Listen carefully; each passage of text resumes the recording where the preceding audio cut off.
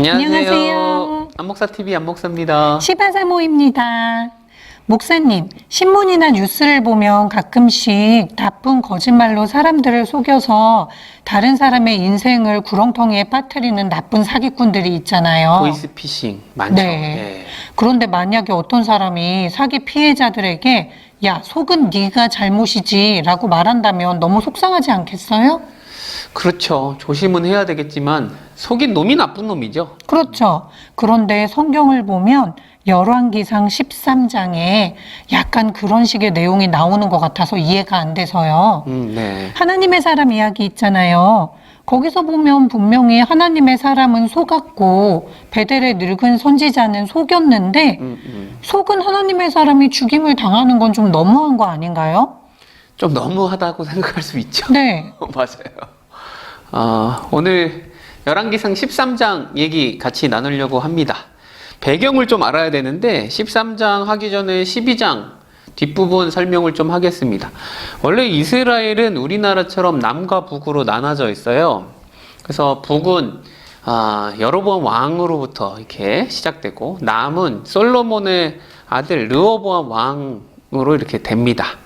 근데 북에 여로보암 왕이 단과 북의 위에 쪽에 단과 밑에 베델에 큰 제단을 쌓고 금송아지 같은 것들을 만들고 막 우상 숭배를 하게 되거든요. 왜 그렇게 했을까요? 저 그거 알 것 같아요. 왜요? 이스라엘 백성들은 예루살렘 성전으로 가서 예배를 해야 하잖아요. 그쵸. 그런데 만약에 북이스라엘 백성들이 예루살렘 남유다로 예배를 하러 계속 왔다 갔다를 하다 보면 원래 우리는 한 나라였는데 이런 마음이 들까봐 정치적인 목적으로 그런 거 아닌가요? 그죠. 정치적인 목적 때문에 종교를 이용해 먹는 것이죠. 자꾸 마음이 뺏길까봐. 그래서 원래 유대인들은 1년에 3번 절기 때마다 가야 되거든요. 하나님을 뵈야 돼요. 거기 가서. 근데 마음이 뺏기니까 그래서 단과 베델에 금송아지도 만들어 놓고 제단도 놓고 니네 멀리 갈 거 뭐 있냐. 여기서 예배 드려라. 제사 드려라. 뭐 이런 것이죠. 그래서 그렇게 했고 절기도 굉장히 비슷하게 유월절, 무교절 뭐 이런 거 비슷하게 만들고 제사장도 원래는 제사장 누구로 제사장 삼아야 되죠? 아론의 자손들? 네. 아론의 자손들 또 레위인들 이게 제사장인데 그냥 보통 사람으로 하고 싶은 거 그냥 시키는 거예요. 그냥 겉모양은 비슷한데 짝퉁이죠, 짝퉁. 여로보암은 최초의 이단 창시잖아요. 그렇죠, 어떻게 보면. 그래서 열왕기상하를 보면 여러 왕들이 나오잖아요, 남과 북으로. 근데 왕들을 평가할 때 여로보암의 길로 행하였느니라 그러면 그놈은 나쁜 놈이다 이 소리예요. 다윗의 길로 행하였다 그러면 착한 왕이었구나 이렇게 평가하는 기준이 될 정도로 여로보암은 나쁜 놈, 나쁜 왕의 거의 대명사급으로 되는 것이죠. 네. 우상 숭배를 처음으로 시작을 이제 하게 되는 것이니까요. 아무튼 베델에 이제 여로보암 왕이 제단도 쌓고 이제 제사를 처음 한번 드리보는 것 같아요. 근데 하나님이 그 우상 숭배를 가만두지 않으니까 하나님의 사람을 유다로부터 이름은 안 나오지만 하나님의 사람을 보내서 이제 메시지를 전하는 것. 그게 열왕기상 13장의 배경이 되겠습니다. 네. 계속 볼까요? 네. 그래서 하나님의 사람이 제사 드릴 때 와서 외치는 것입니다. 보면 뭐라 그러냐면 제단을 향하여서 외쳐요. 2절에 보니까 제단아 여호와께서 이와 같이 말씀하시기를 다윗의 집에 요시야라 이름하는 아들을 낳으리니 그가 내 위에 분향하는 산당 제사장을 내 위에서 제물로 바칠 것이요 또 사람의 뼈를 내 위에 사르리라 하셨느니라. 굉장히 무서운 말씀이네요. 그렇죠. 제물을 안 바치고 산당 제사장들을 제물로 바친대요. 그리고 또 사람의 뼈는 시체거든요. 시체, 뼈 이런 부정한 것들을 그 위에 살라버린다라는 것은 그 베델의 제단을 하나님께서 인정하신다 안 하신다? 안 하신다는 거죠. 안 하신다라는 것이죠. 네. 그런데 요시야 왕 때라면 한참 후니까 좀 와닿지는 않을 것 같은데요. 그때 당시에는 뭐 요시야 왕이 누군지도 모르고 그렇죠. 뭐 나중에 한 300년 후거든요. 이 당시는 몰랐을 것이죠. 근데 네네. 그 다음 13절 보면 그날에 그가 징조를 들어 이르되 징조라는 건 어떤 이제 보여지는 기적인 것이죠. 이 말이 진짜다라는 걸 징조하는 것입니다. 네. 이는 여호와께서 말씀하신 징조라. 제단이 갈라지며 그 위에 있는 재가 쏟아지리라 하매. 그러니까 징조로 내 말이 진짜야. 이거 하나님의 말씀하신 징조야라고 하면서 제단이 무너지고 재가 쏟아지겠다라고 말한 것입니다. 근데 이 말을 듣고 왕이 가만히 있겠어요? 화가 나죠. 오, 저 자식 와서 괜히 찬물을 끼얹는 것 같잖아요. 그래서 저놈 잡아라 아마 손을 딱 폈을 거예요. 저놈 잡아라. 근데 문제는 이 손이 말라버렸다 그러는 거죠. 말라 이렇게 오징어처럼 말라진 것 같진 않고 하면 마비된 것 같아요. 저놈 잡으려는데 손이 굳어지고 이거 어떻게 할 수가 없는 거예요. 너무 겁나는 거죠. 겁났겠고 그러니까 하나님이 하나님의 사자, 하나님의 보내신 선지자잖아요. 네. 보호하시는 것이죠. 네. 보호하시고 메시지를 잘 전하도록. 그리고 저놈 잡아라 그랬을 때 말려버렸고 무슨 일이 일어났느냐. 바로 징조 말한 것처럼 제단이 무너지고 재가 쏟아져 버린 거예요. 와, 그쯤 되면 선지자의 말이 징조가 바로 이루어졌기 때문에 그 자리에 있는 모든 사람들이 진짜 하나님의 선지자라고 생각했겠네요. 그죠. 참 선지자와 거짓 선지자 구별하는 기준은 뭐냐면 말한 대로 이루어지면 참 선지자고 안 이루어지면 거짓 선지자거든요. 네. 근데 나중에 무두가 태어나서 어떻게 되리 이건 모르지만 맞아요. 지금 징조로 바로 말했으니까 너무 그리고 손도 말라버렸고 네. 그래갖고 이 여로보암 왕이 그 선지자한테 좀 불쌍히 여겨달라고 팔을 좀 고쳐달라고 그랬어요. 기도를 부탁했고 또 이 선지자는 또 하나님 앞에 은혜를 구해서 손이 다시 온전해졌어요. 네. 그런 일들을 겪게 되는 것이죠. 그렇게 되고 나서 이 고마운 마음에 왕이 살해를 하겠다는 거예요. 우리 집에 네. 가서 좀 쉬고 내가 진짜 많이 살해를 주겠다. 고맙다. 이렇게 말을 했는데 이 선지자가 뭐라 그럽니까? 안 간다라는 거예요. 안 가는데 굉장히 길게 뭐라 그러냐면 8절, 9절에 보면 하나님의 사람이 왕께 대답하되 왕께서 왕의 집 절반을 내게 준다 할지라도 나는 왕과 함께 들어가지도 아니하고 이 곳에서는 떡도 먹지 아니하고 물도 마시지 아니하리니 이는 곧 여호와의 말씀이 내게 명령하여 이르시기를 떡도 먹지 말며 물도 마시지 말고 왔던 길로 되돌아가지 말라 하셨음이니이다. 이렇게 길게. 와, 멋지다. 무슨 영화의 대사처럼 우리가 돈이 없지 가오가 없냐? 그거 그거죠. 같아요. 단칼에 거절. 네, 선지자 나- 멋진데요. 나 같으면 한번 가보기도 싶고 왕이 사는 집 좋을 것 같지 않아요? 그 얼마나 맛있겠어요, 음식도. 그죠. 아니 지금 아무튼 재단 그 저주를 선포하고 재단도 무너지고 그 위에 재는 원래 삽으로 떠서 부정한 거기 때문에 다른 데 해야 됐거든요. 근데 죄가 무너졌다라는 거 그게 재단을 아예 부정케 해버린 거거든요, 하나님이. 근데 그런 일들을 다 했으면 이제 좀 실만도 할 텐데 그렇죠. 하나님이 그들하고 밥도 먹지 말고 빵도 먹지 말고 물도 먹지 말고 하여튼 교제를 하지 말라. 그냥 왔던 길로 다시 가면 왜 그랬을까? 이게 해코지할 사람들이 아마 있을 수도 있으니까 그랬는지 모르겠지만 아무튼 다른 길로 가라라고 말씀하셨다라는 거예요. 여기까지는 너무 좋아요, 목사님. 여기까지는 문제 없어요. 네. 다른 길로 그냥 돌아갔더라. 그리고 끝나면 되는데 문제는 이제 11절부터 나오죠. 베델의 네. 한 늙은 선지자 이야기가 오늘 우리 사모님이 물어본 그 말씀일 겁니다. 네. 11절에 보면 베델의 한 늙은 선지자가 나옵니다. 베델의 늙은 선지자는 베델에 사는 사람이고 네. 늙었다라는 건 오래 선지자 활동을 한 선지자겠죠. 근데 왜 이런 선지자들도 있는데 유다에서 하나님이 선지자를 보냈나? 쓸만하지 않았을 수 있고 아무튼 베델을 인정하지 않는 것 같아요. 네. 그 아들들이 이 모든 일들을 본 거죠. 와서 이 늙은 선지자는 아버지 이런 일이 있었다고 다 말하니까 이 아버지가 뭐라 그럽니까? 빨리 나기를 준비하고 그 선지자 어디로 갔냐? 가서 만나야 되겠다. 막 이렇게 하는 것입니다. 뒤쫓아갔더니 저기 상수리나무 아래에서 쉬고 있는 사람을 보게 됐고 선지자냐 그러니까 맞다 그러는 거예요. 하나님의 사람이다. 그러면서 뭐라 그럽니까? 우리 집에 가서 좀 쉬자. 밥 먹고 쉬자. 그랬더니 똑같이 아까 여로보암 왕한테 했던 대로 똑같이 거절하는 거예요. 절대 나는 물도 먹지 않고 떡도 먹지 않고 나는 교제하지 않는다. 이렇게 말을 했어요. 근데 문제는 여기서 뭐냐면 이 베델의 늙은 선지자가 뭐라 그럽니까? 18절에 보니까 그가 그 사람에게 이르되 나도 그대와 같은 선지자라. 나도 그대와 같은 선지자다. 참. 그러면서 천사가 여호와의 말씀으로 내게 이르기를, 천사가 말했다 그러거든요. 그를 내 집으로 데리고 돌아가서 그에게 떡을 먹이고 물을 마시게 하라 하였느니라 하니 이는 그 사람을 속임이라 라고 아주 자세하게 네. 성경이 설명을, 그러니까 속이려고 거짓말로 나도 그대와, 아니 물론 선지자인 선지자인데 너만 선지자야, 나도 선지자고, 너만 하나님 말씀 받은 게 아니고 나도 천사로부터 받아갖고 우리 집에 데리고 가서 너 먹이라 그랬어, 이렇게 말을 했다라는 것이죠. 왜 굳이 이랬을까요?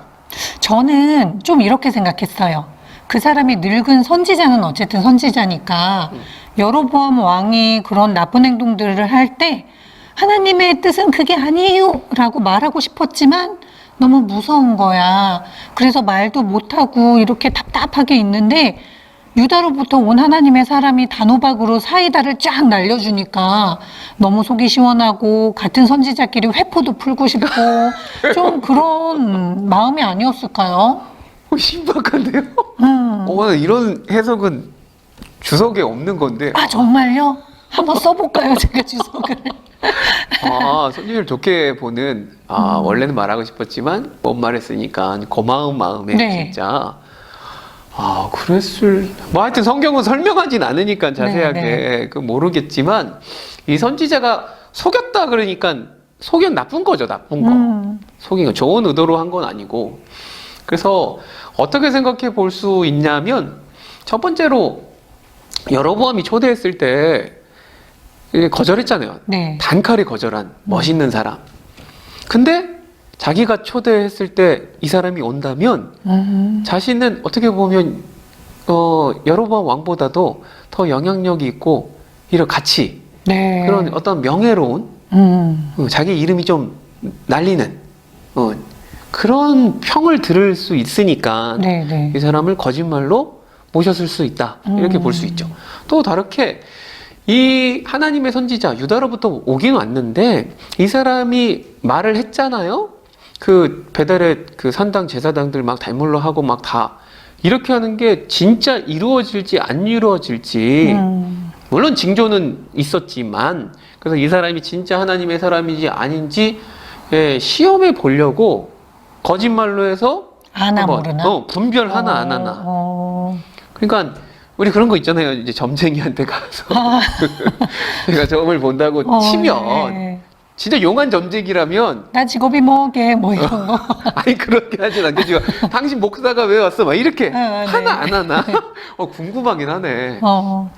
그렇게 아무튼 이 사람을 시험해 보려고 했을 수 있다, 뭐 이렇게 볼 수도 있고, 또 아니면 진짜 나쁜 마음을 가지고 이 베델의 선지자가 여기서 오래 선지자 역할을 했잖아요. 네. 그 주변 사람들도 다 무슨 일 있으면 물어보기도 하고 영향력이 있었던 사람인데 자기 어떻게 보면 나와바리를 침범한 거죠.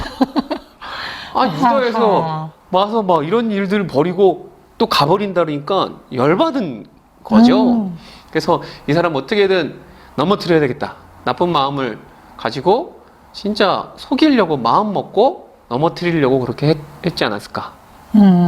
여러 가지 이유들이 있지만 정확히 알 수는 없겠어요. 성경이 안 나오니까. 그러나 속인 건 확실하다라는 네. 것이죠. 음. 근데 아무튼 확실한 사실은 이 베델의 선지자, 이 늙은 선지자는 여로보암 왕이 베델에 금송아지 하고 뭐 제단 쌓고 우상 숭배잖아요. 네. 그걸 하는 데에는 찍소리도 못하던 사람이었다. 어떻게 보면 침묵했다. 방관자네요. 방관자라기보다 동참한 거지. 침묵은 가만히 중립을 지키는 게 아닙니다. 하나님이 진짜 선지자라면 외쳐야 되는 거죠. 외치다가 죽더라도 그건 침묵하고 나는 중도다. 중도는 개뿔? 중도 아니고 제가 볼 때 적극 동참했을 수 있다. 그렇게 볼 수 있는 것이 거짓 선지자로 저는 봐요. 네. 근데 아무튼 그렇게 해서 데리고 온 것이죠. 네. 근데 이 말을 듣고 또 속아 넘어가. 그게 안타깝죠. 하나님께 좀 물어보거나 이거 진짜 맞냐고 그러면 좋겠는데 생김새가 벌써 늙은 선지자고 뭔가 그렇게 말을 하니까 또 아이 나도 선지자야 이러니까 그런 말에 속아 녹으면 안 돼. 여러분 목사님들 중에서 얼마나 사기꾼이 많은지 모르겠어요. 여러분 목사를 다 믿으면 안 됩니다. 선교사님들도 그렇고 아무튼 그래 같이 갔어요. 상에서 떡도 먹고 물도 마시면서 막 이렇게 같이 교제를 하는 것이죠. 근데 문제는 이제 하나님의 말씀이 임해서 선포하는데 이 유다로부터 온 선지자가 아니고 그 사람을 속였던 베델의 늙은 선지자한테 하나님이 임해서 네. 말씀을 선포하는 거예요. 제가 한번 말해볼 테니까 한번 들어보세요. 21절 보니까 여호와의 말씀에 내가 여호와의 말씀을 어기며 내 하나님 여호와께서 내게 내리신 명령을 지키지 아니하고 돌아와서 여호와가 너더러 떡도 먹지 말고 물도 마시지 말라 하신 곳에서 떡을 먹고 물을 마셨으니 내 시체가 내 조상들의 묘실에 들어가지 못하리라. 아이고, 밥을 먹다가 웬 날벼락입니까? 탁체하는 네, 얼마나 무서웠을까요? 무섭죠 무서워. 그리고 화도 났을 것 같아요. 사실 나는 속았을 뿐인데. 그래요. 그러니까 야 너무너무 무서운 것이죠. 그러니까 이 베델의 선지자도 갑자기 하나님의 임해서 말씀을 전했겠는데 너무 미안한 마음도 있었겠고 네. 빨리 챙겨서 나귀를 태워서 보냈어요. 근데 문제는 가다가 길에서 하나님이 보낸 사자한테 물려서 그 유다에서 온 선지자가 물려 죽게 되는 것이죠. 아이고. 얼마나 아팠을까. 사자가 무는데 보통 사자가 물었으면 먹든가 해야 되는데 네. 탁 물고 죽이고 먹진 않아. 그리고 나귀를 타고 갔는데 그 나귀도 얼마나 놀래 사자가 네. 와서. 근데 나귀도 도망갈 만한데 나귀도 안 도망가. 이게 되게 희한하지 않습니까? 네. 사자가 나귀를 물거나 나귀를 먹지도 않아. 시체가 있고 사자도 이렇게 딱 서 있고 나귀도 서 있어서 굉장히 이상한 장면. 그게 뭐예요? 하나님이 보내고 하나님이 죽이신 죽음이다 라는 것이죠. 그래서 많은 사람들이 지나가다가 보고 너무 놀래, 너무 신기하잖아요. 그래서 그 얘기를 베델의 늙은 선지자한테 전하니까 아이고 진짜 말씀대로 내가 전한 게 아니고 하나님께서 말씀하게 한 대로 바로 죽었잖아요. 네. 미안한 것도 있고. 그래서 이 사람이 빨리 나귀를 챙겨서 와서 시체를 수습해서 가지고 가서 이제 장사를 잘 치러주죠. 그래서 자기 성읍에 가서 막 슬피 울면서 네. 이렇게 울면서 장사를 치러보면 그렇게 나쁜 자기도 이렇게까지 될 줄은 몰랐던 거죠. 제 왜 그렇게 생각에는. 했냐고 이 사람도. 이런 결과가 이루어질 줄 몰랐던 거야.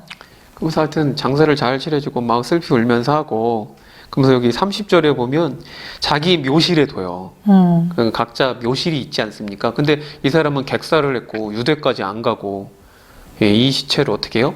그 자기 묘실에 두면서 오호라 내 형제여 그러면서 막 슬피 울면서. 네. 그리고 자식들한테 유언도 해요.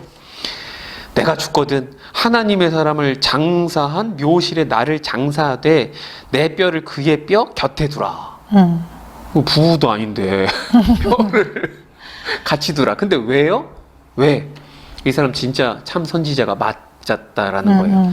그래서 30절에 보면 그가 여호와의 말씀으로 베델에 있는 제단을 향하고 또 사마리아 성읍들에 있는 모든 산당을 향하여 외쳐 말한 것이 반드시 이룰 것임이라 라고 확증을 하는 거죠. 그게 진짜 이루어지면 모든 산당의 제사장들 다 제물로 하고 뼈들도 다 불사르고 할 텐데 이 사람은 진짜 선지자니까 이 사람 뼈랑 같이 놓으면 자기 뼈는 괜찮을 거 아니에요. 그러니까 진짜 이게 이루어질 거니까 나중에라도 그 자기 뼈를 같이 두라라고 이제 자식들한테 유언을 남기는 것이죠. 그러면 요시야 왕의 때에 하나님의 사람의 말씀이 이루어졌나요? 진짜 이루어졌죠. 네. 그래서 열왕기 하에 보면 열왕기 하 23장에 보면 요시야 왕이 진짜 종교적인 대대적인 종교 개혁을 단행할 때에 베델에 가서 뭐 산당들 다 이제 뒤집어 엎고 막 불태우고 했어요. 그리고 무덤도 다 팠어. 그 제사장들 무덤 그 뼈 다 불사르게 했고 했는데 거기 비석이 있었거든요. 네. 여기 성경에 다 나와요. 23장에 보면 비석. 이게 무슨 비석이냐 그랬더니 거기 비석이 다 적혀 있는 것이지. 하나님 유다로부터 온 하나님의 선지자가 이런 예언들을 했다. 근데 뼈가 섞여 있으니 뭐 유다에서 온 선지자 뼈인지 이 베델의 늙은 선지자의 뼈인지 모르니까 그건 가만두어라 그랬다고 나와 있습니다. 네. 네. 그러면 이 말씀이 우리한테 뭘 말하는 것일까요? 하나님의 사람은 말씀에 끝까지 순종해야 되는데 잘하다가 끝까지 순종하지 못해서 그렇게 됐다거나 아니면 하나님의 사람은 하나님 말씀을 잘 분별했어야 되는데 분별의 영이 없어서 이렇게 됐다고 생각하기에는 조금 심하지 않은가? 저는 여전히 아직은 그런 생각이 들거든요. 그쵸. 네. 물론 이렇게 적용을 할 수도 있어요. 목사님들 대부분 이렇게 적용하지. 순종하려도 온전한 순종, 끝까지 순종, 충성. 아니면 목사들이나 이런 영적 분별을 더 잘해야 된다. 하나님의 뜻인지 아닌지. 그래서 늘 물어보고 기도하고 이렇게 할 수 있지만 그럼에도 불구하고 우리 마음에 솔직하게 그래도 밥 한 끼 먹었다고 그 죽인 건 너무한 게 아닌가. 네. 그리고 속인 사람은 안 죽고 사실 속아 넘었다고 사자한테 물려 죽이고 그래 메델의 늙은 선지도 같이 물려 죽었으면 좀 그럴 텐데 네. 너무한 거 아닌가 이런 생각이 들 수 있는 것이죠. 근데 제 생각은 그래요. 우리는 늘 성경을 읽을 때 하나님이 뭘 말씀하시려고 하느냐 보다 내가 꽂히는 거에 더 신경을 많이 쓰는데 네. 특별히 죽음에 대해서 딱 꽂히는 것 같아요. 어찌되든 죽음은 제일 불쌍해. 근데 여러분 죽음은요 우리가 뭐 30세에 죽든 아니면 진짜 나이 많아서 건강하게 살다가 한 100세에 죽든 영혼의 관점에서는 점도 안 되는 거거든요. 네. 오래 살다 죽는 게 복이 아니에요. 그러니까 하루를 살더라도 하나님께서 인정하시고 그런 삶을 살다 가치 있는 삶을 살다가 죽는 게 그게 복이지 빨리 죽었다고 그게 뭐 불행한 거다.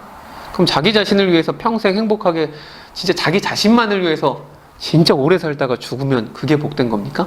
그러니까 우리가 죽음에 대해서는 좀 성경적인 입장에서 볼 때는 그렇게 생각해 볼 수는 없다라고 저는 생각을 하고 일단 네. 그리고 선지자가 그냥 밥 한 끼 같이 먹었다고 말씀 안 지키고 죽은 게 아닙니다, 여러분. 밥을 먹는다라는 건 그냥 식사 한 끼 먹었다가 아니고 그 사람과 교제하는 거거든요, 식사. 한 통속이다. 식구다. 네. 유대인들은 그렇게 생각해요.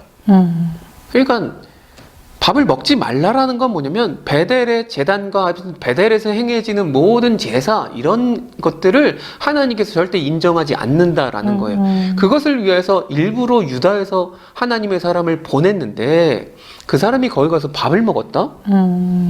그럼 같은 한 통속이 되는. 그러니까 밥 먹지 말라고요. 그러니까 결국은 밥을 먹지 않는 그 행위도 하나님의 뜻과 말씀을 나타내는 것이었네요. 그럼요. 그래서 지금 밥을 같이 먹은 그냥 그 정도가 아니고 그러면 너무 이 말씀이 약해지는. 그러니까 선지자는 하나님의 말씀을 선포하는 선지자는 말뿐 아니고 그의 모든 삶과 행위와 모든 것들이 하나님의 메시지를 전달하는 것이거든요. 네. 구약에 보면 선지자들 여러 선지자들 나오는데 이상한 거를 할 것 같은데 하나님이 시키시는 경우가 있어요. 잘 때 뭐 이렇게 왼쪽으로 누워서 며칠을 자고 오른쪽으로 누워서 자고 호세아 선지자 맞아요, 같은 호세아. 경우는 막 음란한 고멜과 결혼하라고. 아니 왜? 근데 그런 모든 것들이 하나님이 그 당시에 백성들에게 보여주시는 메시지거든요. 그러니까 네. 이 사람도 밥을 먹지 않고 단칼에 돌아가는 것, 단절하는 것, 이게 메시지였는데 이걸 어겼으니 불순종했으니 죽는 것이고 꼭 죽음이 꼭 이 선지자를 심판하고 죽인다. 이런 의미가 아니고 이 선지자의 죽음을 통하여서도 하나님이 메시지를 주시는 것이죠. 아, 네. 하나님의 말씀에 불순종할 땐 어떻게 된다? 죽는다라는 걸 보여주는. 그러니까 이 죽음이 꼭 나쁜 죽음은 아니고 선지자는 태어났을 때부터 죽을 때까지 그의 삶과 말과 모든 것, 죽음까지를 통하여서도 하나님이 전하려고 하는 메시지를 전달한다. 이런 식으로 본다면 꼭 그 너무한 거 아니냐, 불쌍한 거 아니냐 이렇게 볼 건 아니고 이 사람은 죽음으로써 마지막 죽음으로써까지 메시지를 전달한 거구나 이렇게 볼 수 있습니다. 그럼 그 사람들은 선지자의 죽음을 보고도 하나님의 뜻을 뭔가 깨달을 수 있었어야겠네요. 그렇죠. 그래서 제일 중요한 말씀, 사실 이 말씀은 맨 마지막 33절과 34절 요거까지 봐야 되는 거예요. 중요한 네. 말씀인데 이 사건이 다 맞춰지고 나서 베델의 사람들도 놀라고 여로보암도 놀라고 막 그랬을 거 아닙니까? 근데 어떻게 했느냐? 33절 보니까 여로보암이 이 일 후에도 그의 악한 길에서 떠나 돌이키지 아니하고 다시 일반 백성을 산당의 제사장으로 삼되 누구든지 자원하면 그 사람을 산당의 제사장으로 삼았으므로 이 일이 여로보암 집의 죄가 되어 그 집이 땅 위에서 끊어져 멸망하게 되니라. 이렇게 13장이 맞춰지는 거죠. 하나님께서 하나님의 사람의 죽음까지 보여주시면서 하나님의 뜻을 나타냈는데도 전혀 돌이키지 않았던 거군요. 그러니까 그 어떻게 보면 자그마한 것 같은 실수, 그 자그마한 불순종도 죽음에 이르렀어요. 그걸 봤으면 무서워, 이런 우상숭배 이건 안 해야지라고 해야 될 텐데 여전히 여로보암은 그 일을 행하였다라는, 백성들도 다 같이 하는 거예요. 한 사람의 죄가 아니고 그 민족의 죄가 되는 것이죠. 그래서 분명 하나님께서 이 하나님의 사람의 죽음을 통해서 메시지를 또 주신 것인데, 그러면 여로보암에게 기회를 주신 것이죠. 회개할 수 있는, 돌이킬 수 있는. 근데 더 심하게 죄를 짓고 끝까지 멈추지 않고, 회개는 유턴하는 거잖아요. 유턴하지 않고 그냥 가는 거예요. 그러면 어떻게 됩니까? 죽음뿐이죠. 하나님의 심판이 있는 것이죠. 그래서 그렇게 맞춰지는 장면인 것입니다. 목사님 말씀을 들었더니 오늘 말씀이 온전히 이해가 되는 것 같아요. 그리고 우리도 하나님께서 메시지를 주실 때 빨리 돌이켜야 되는데 그렇지 않고 죄악을 멈추지 않으면 안 되겠어요. 맞아요, 맞아. 그래요. 오늘 말씀 이렇게 좀 정리하면 되겠죠? 네. 그래요. 하여튼 너무 사람 죽었다고 불쌍히 여기지 마세요. 이 선지자는 물론 하나님의 말씀에 불순종해서 죽었지만, 근데 하나님 앞에 쓰임받은 사람이었고 죽음을 통해서도 메시지를 전파한, 근데 이런 걸 보고서도 돌이키지 않는, 기회를 주셨음에도 불구하고 돌이키지 않는 여로보암의 죄, 북이스라엘의 죄를 꼬집는 장면인 것입니다. 네, 정말 불쌍한 사람은 죽은 하나님의 사람이 아니라 끝까지 살아서 불순종한 여로보암과 그의 백성들이었네요. 네, 그렇게 볼 수 있죠. 안 목사, 아닙니다. 응답하라 안 목사. 오늘 이야기 이 정도 하겠습니다. 구독과 좋아요 눌러주세요. 안녕.